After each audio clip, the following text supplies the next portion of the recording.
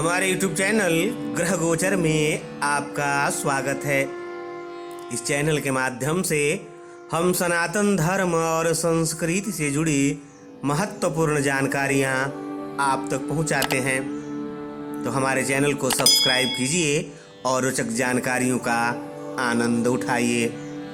आज हम बात करेंगे शारदीय नवरात्र में माँ के आगमन और उसके फल की। इस साल 26 सितंबर दिन सोमवार से मातृशक्ति की आराधना का महान पर्व शारदीय नवरात्र शुरू हो रहा है। वैसे तो माँ दुर्गा का वाहन सिंह है, लेकिन नवरात्र में माँ का आगमन वार यानी दिन के अनुसार अलग अलग सवारियों पर होता है। इसके साथ ही अलग अलग सवारी पर माँ के आगमन का फल भी अलग अलग होता है।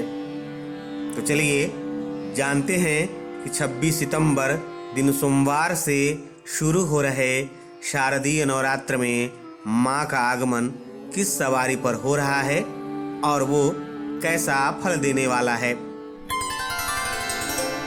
इस संदर्भ में शास्त्रों में कहा गया है कि शशि सूर्ये गजारूढ़ा शनि भौ में तुरंग में गुरौ शुक्रे च दोलायाम बुधे नौका प्रकृतिता।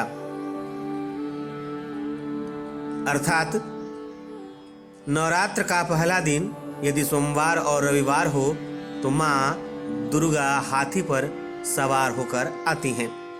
नवरात्र का पहला दिन यदि शनिवार और मंगलवार हो तो माँ दुर्गा घोड़े पर सवार होकर आती हैं। नवरात्र का पहला दिन यदि गुरुवार और शुक्रवार हो तो माँ का आगमन डोली की सवारी पर होता है, और नवरात्र का पहला दिन यदि बुधवार हो तो माता नौका पर सवार होकर आती हैं।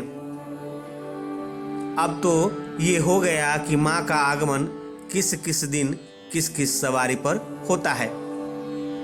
चलिए अब जान लेते हैं कि अलग अलग सवारी पर माँ के आगमन का क्या क्या फल होता है। देवी भागवत के अनुसार माता दुर्गा जिस वाहन से पृथ्वी पर आती हैं उसके अनुसार साल भर होने वाली घटनाओं का भी आकलन किया जाता है। तत्फलम गजे च जलदा देवी छत्रभंग तुरंग में नौकायाम सर्वसिद्धि स्यात् डोलायाम मरणम ध्रुवम।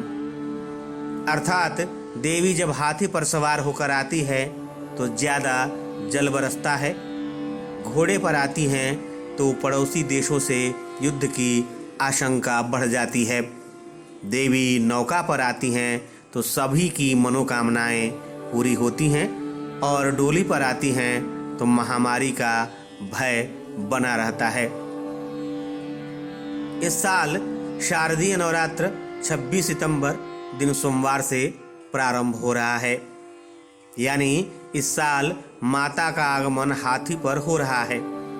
यानी इस साल माँ का हाथी पर सवार होकर आने से ज्यादा बारिश की संभावना है। यानी इस बार अच्छी बारिश से सुख समृद्धि आएगी। ऐसे में पूरी श्रद्धा के साथ शारदीय नवरात्र में माँ की आराधना करें ताकि माँ आपका और जगत का कल्याण करें। जय माता दी।